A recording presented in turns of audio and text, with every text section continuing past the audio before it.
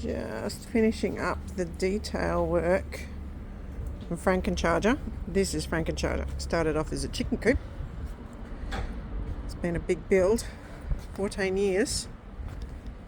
So just finishing off final touches, lots of little things on this. Watch the motor behind you, Amy. Sorry, that's for another car. Sorry.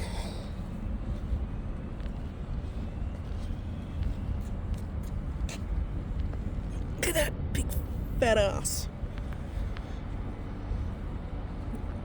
That's the kind of fat ass I like. She looks tough. Really tough. Good way to start a Monday. Half the stuff on his list is already done. Of course, I found some extra biddies, but that's okay.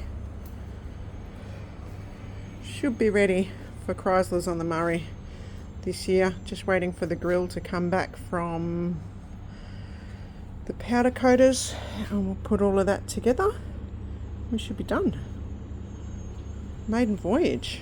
Big release. Woohoo!